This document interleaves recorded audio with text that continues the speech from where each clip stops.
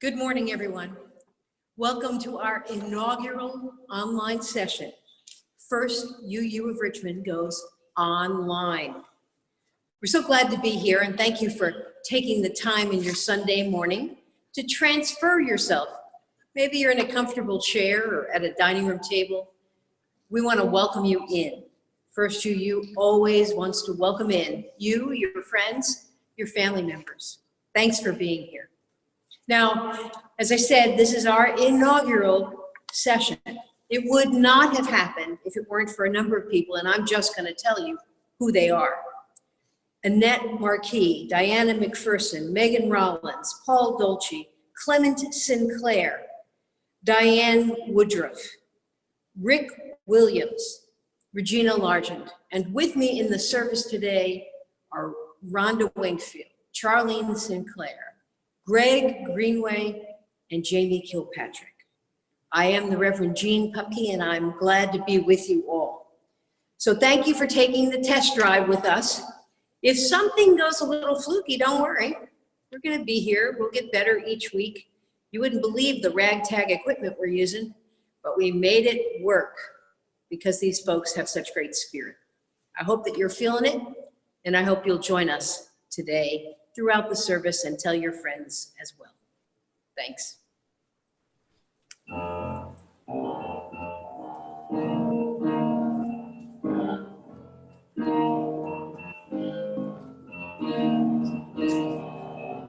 What do you do when the mountain's too high? You do. When the river's too wide, when the tune needs nothing, nothing is true. What do you do?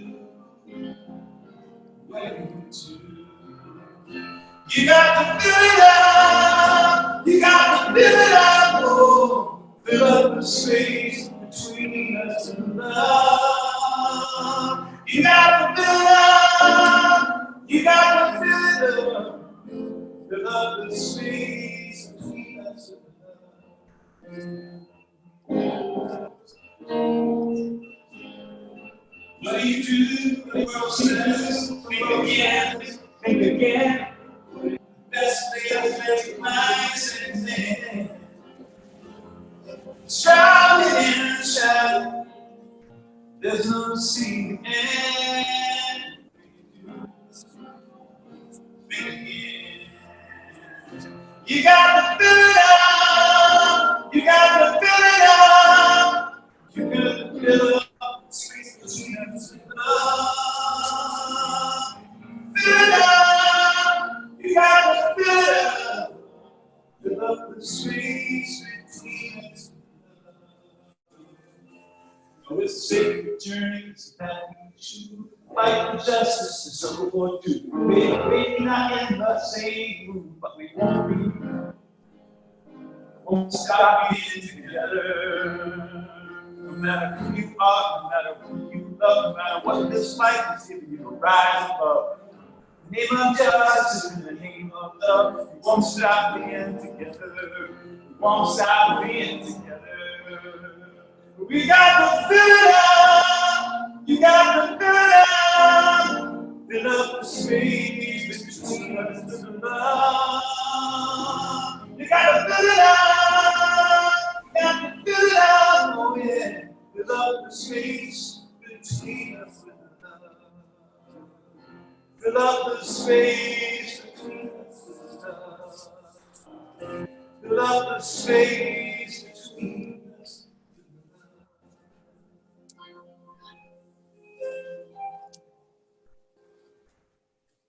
Good morning. I'm Rhonda Wingfield, the Director of Religious Education, and I'm really glad to be with you this morning in this new way. I invite you now into our time of chalice lighting. We come together to remind ourselves to treat all people kindly because they are our brothers and sisters. To take good care of the earth because it is our home. To live lives full of goodness and love because that is how we will make our world the best place it can be. Blessed be.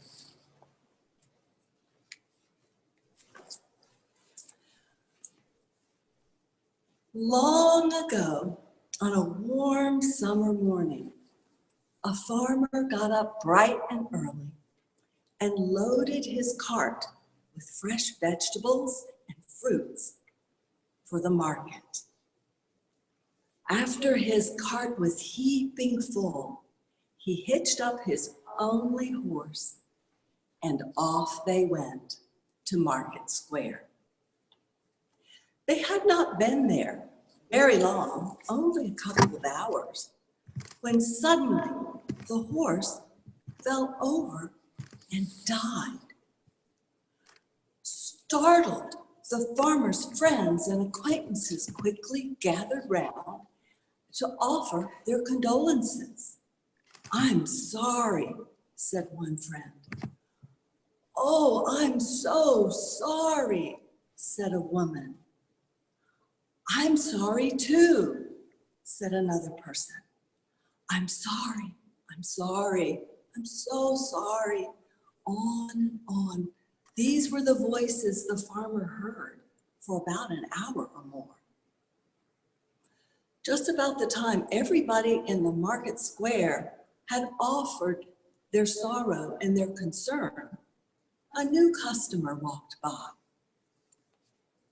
He noticed what was happening and he said, "Oh, I'm so very sorry for your loss. This must be awful. And I'm sorry, $5 worth." Suddenly, the market fell very quiet while people were thinking about what they had just seen and heard. Moments later, another person spoke up and said, "Well, I'm sorry too, and I'm sorry, $5 worth." And he handed the farmer $5. Another voice spoke up, and another, and then again another. The amounts were very different, but at the end of the day, everyone in the market had offered money to help. By the time that day was over, the farmer's friends and acquaintances had helped him bury his old horse, and they had given him enough money to buy a new one. Now, I want you to consider with me some questions. And these are questions I would like you to talk with your families about today, as well as the week as it unfolds before us.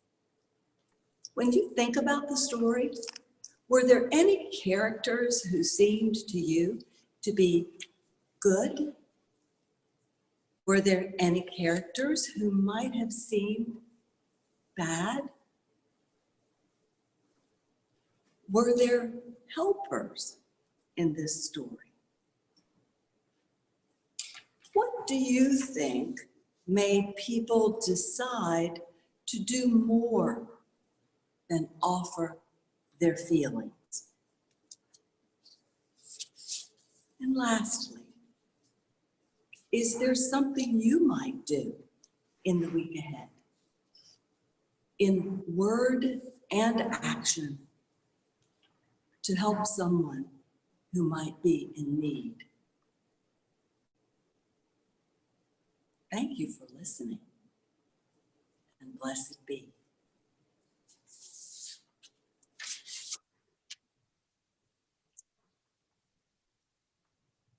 Our reading today is by Lynn Unger, written for this moment and for these times.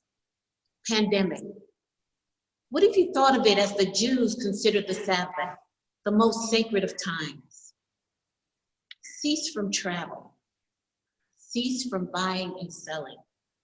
Give up just for now on trying to make the world different than it is. Sing, pray, touch only those to whom you've committed your life. Center down. And when your body becomes still, reach out with your heart.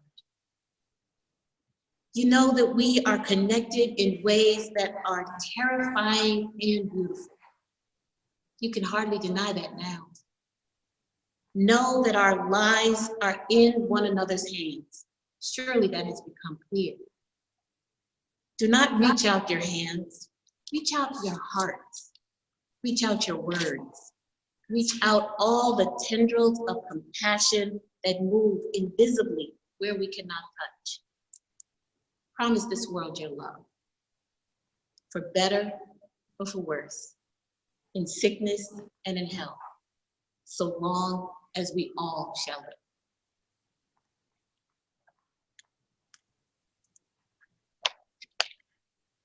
Our story and our reading remind us that these are challenging times we live in. For some of us, these are the most challenging times we've ever lived in. But I want to talk about how we can see things with more perspective, how we can feel more confident in these days. Because what will be required of us is spiritual maturity. The topic that I have is spiritual maturity for hard times. And friends, these are hard times. But what does it mean to be spiritually mature? Have you really preoccupied yourself with that ever? Have you really thought about whether or not that was something you were looking for? Is it something you've spent time or energy trying to develop? Spiritual maturity is a thing that's inner work. I don't mean, do you believe in God or do you not believe in God? I don't even mean, do you have a creed or do you like that creed better? What I mean is, spiritually, have you grown? Have you given your inner life the stuff it needs? There are 3 steps to becoming spiritually mature. At least that's what the spiritually mature people teach us. The first step is this, that you and I need to choose a unifying viewpoint of how we see the world. Einstein was quoted as saying, one has to make the fundamental decision on the question of whether or not the universe is a friendly place, or whether it is not a friendly place. The viewpoint decision is something we actually decide pretty early on, sometimes because we are in certain circumstances, we choose something that later in life does not seem to fit us well. The beautiful thing about your viewpoint is that you and I can always change it. That's part of what being human means. We have the ability to learn different ways, to do different things. So if you've chosen a viewpoint that isn't working, creates for you difficulty, I invite you to think about making some changes. All of us can spend time on our spiritual maturity. All of us can examine our viewpoint. And when we examine our viewpoint and we get it more or less where it needs to be, it holds up in hard times. Which brings me to the second thing. The second thing for a spiritually mature person is to be open-hearted to other people. To imagine that we, you and I, matter in each other's lives, to spend our energy listening, considering, emoting, sharing ourselves with others. Spiritually mature people are able to do that and don't grab every feeling and hold it inside. Because a feeling held inside that is a negative feeling takes a great toll on a human life. The third thing that happens in spiritual maturity is that having assessed our viewpoint, having understood that we have to be open-hearted to other people, we now need to be responsible for our corner of the world, our little corner. Now, some people manage a bigger corner than others, but our corner is what is important. The people we love, our friends, our neighbors, and the people for whom we have been important. I'm thinking this week of the Green School and making sure there are enough volunteers at the Green School to distribute food to the children and their families in the coming week. You know what? I believe there will be those people. So as we are naming ourselves as needing to be spiritually mature, consistent with our values and our unifying viewpoint, able to reach out to others and make connections, even if we are not physically present. And if, of course, we take responsibility for our community, then we do things that are brave things, that are unusual things, like trying to flatten the curve of the infection that we're facing.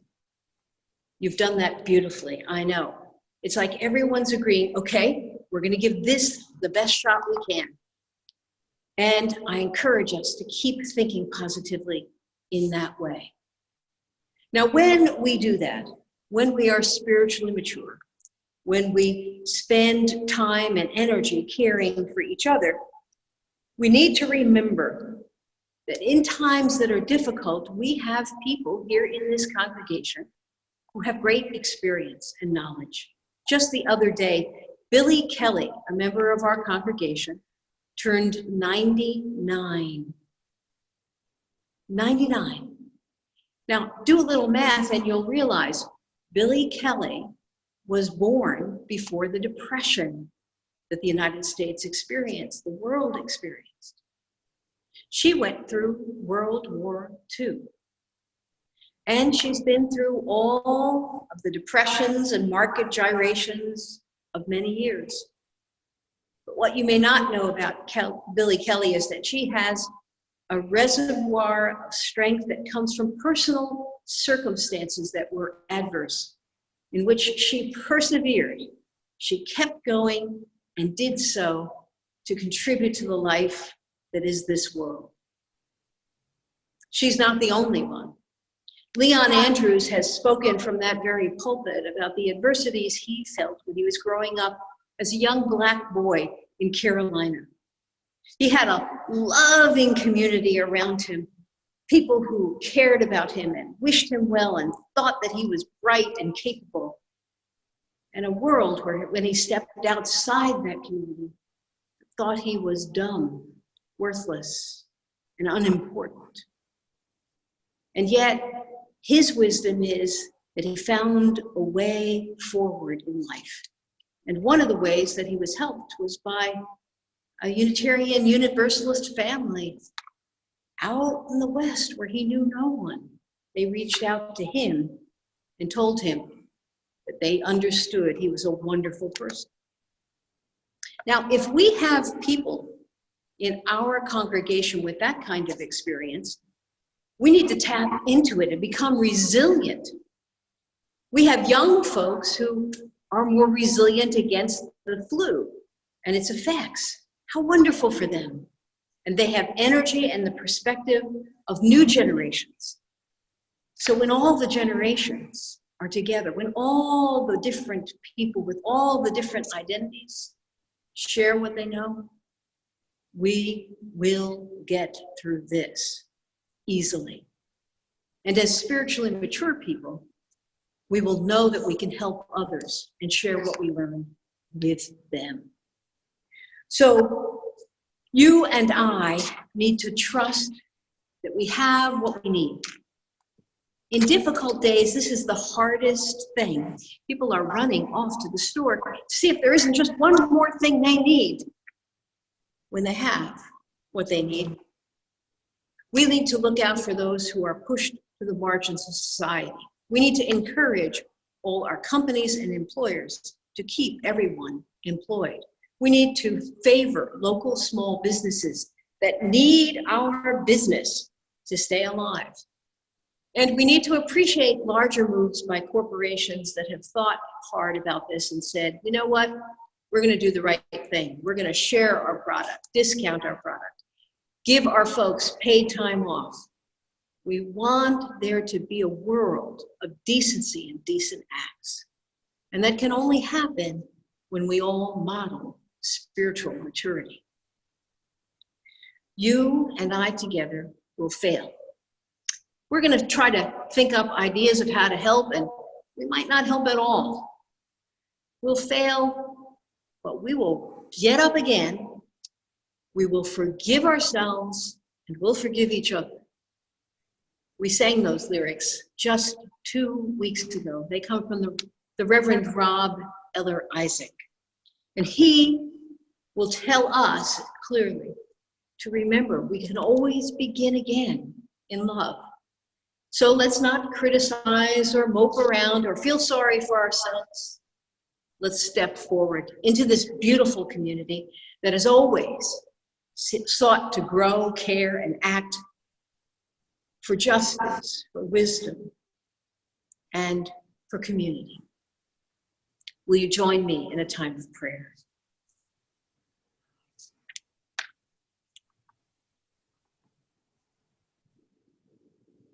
Holy Oneness, we name our place in this family of humanity. We name our role, our place, our holding on to, our understanding of this world, our respect for others, and our caring for the world. And we name our knowledge and our limits and our sometimes failure that help us to understand our need for humility. Help us to draw upon the strengths that are in our community, given to us personally. To name that we see life as holy and sacred and true. That we need one another to survive. And that the knowledge of our scientists, our medical professionals, and public servants are essential. And we honor them. And we want them to be safe. And so we amend our actions. We name our gratitude for everyone who's working, volunteering, supporting those that need assistance. We open our hearts and see the beauty. We look for opportunities to live out the values of this community and to do so together in sacrifice and love. And I recall for us the words of that great teacher, Howard Thurman, minister, professor, who tells us these words in difficult days. Keep fresh before me the moments of my high resolve, that in fair weather or in foul, in good times or in tempests, in the days when darkness and the foe are nameless or familiar, I may not forget that to which my life is committed.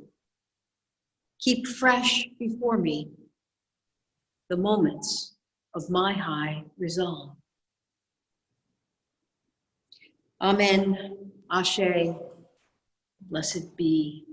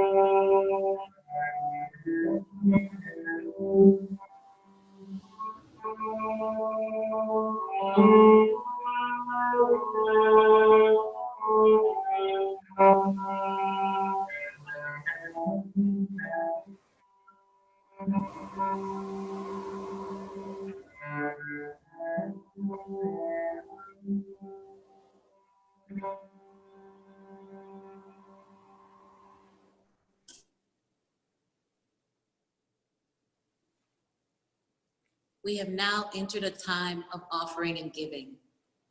As you know, earlier this month, we have opened up our offering to create the First UU Disaster Relief Fund.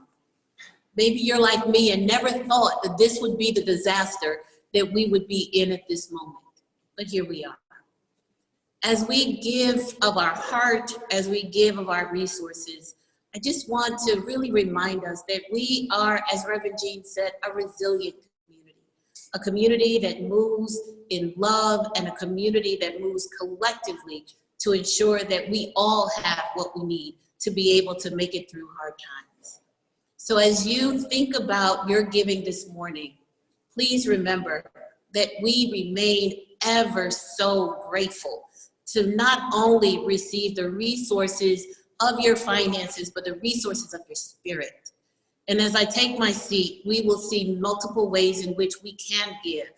And remember that we are a community, and your gifts will be received in total gratitude and with deep love. Thank you.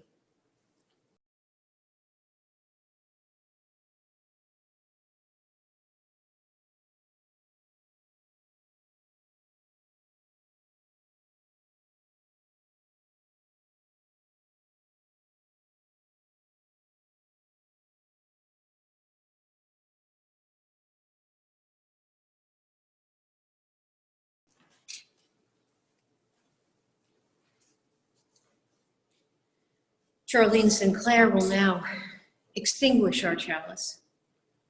As we draw to a close, there'll be some more slides for you, and we refer everybody to our website, particularly around the virus. There's a little tab there, go there at richmonduu.org. Thank you for the time that you've spent with us. We extinguish our chalice, and we know that we are in community. So let me just advise all of our hearts to be unafraid.